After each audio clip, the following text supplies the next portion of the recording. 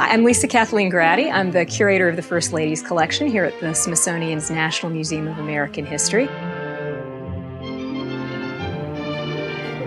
We're going to have to lower Barbara's purse.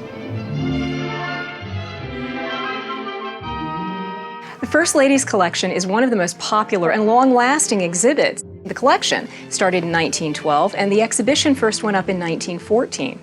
First Ladies Collection, contrary to what most people think, is not just about the wives of the presidents. When the collection was first started, it was called The Dresses of the Mistresses of the White House, and that referred to the woman who took on the social duties for that particular presidential administration. Usually that's a wife, but sometimes that is a daughter or a niece or a daughter-in-law. And for Thomas Jefferson, Dolly Madison, a family friend, frequently filled in as his hostess.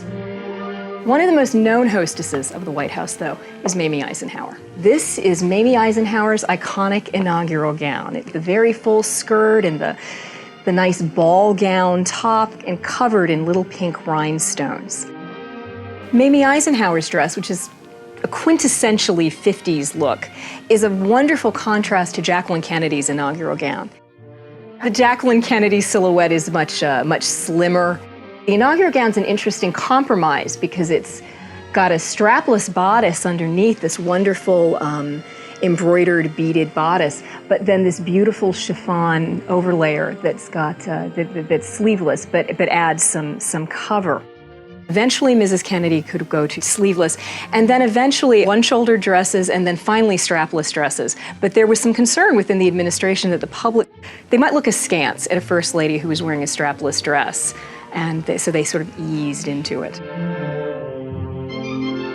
This is Michelle Obama's dress, and it's absolutely beautiful, and we're so thrilled to have it. But I have to say, waiting all day to see the dress, because they didn't announce it in advance, you didn't see pictures.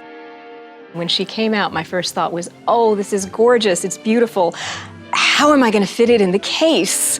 Because we weren't expecting a train. And it turns out the train is probably now our favorite part of the dress.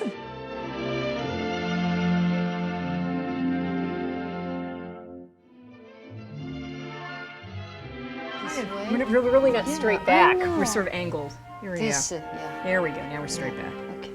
I'm Sunae Park Evans, the museum's costume conservator. I prepared all the gowns for the exhibit. One of my job is to create these perfect fit forms to support the history costumes. So as you see, this bodice is totally different from compared to other modern mannequins. This one has really like a short bodice, and the shoulder is dropped, and it's kind of because of a corset, the shape is really totally different. So I use this replica of the muslin pattern and try to use to create this form. So I don't have to really handle the original costume, which can be really fragile. As you see, all different kind of mountings there. Individual costume, you need really individual kind of mountings. So I kind of carve, cutting, and adding with the conservation materials. And costume will tell me how to mount. If I don't do that, it doesn't look good.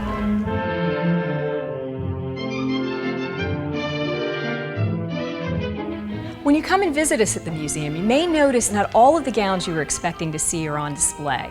It's because museums do two things at the same time. We want to show you objects in the National Collection, but we also need to preserve them for future generations. So we're working on changing dresses in and out of the collection, out of the display, so that you can see new things when you come, and your grandchildren will be able to see them as well.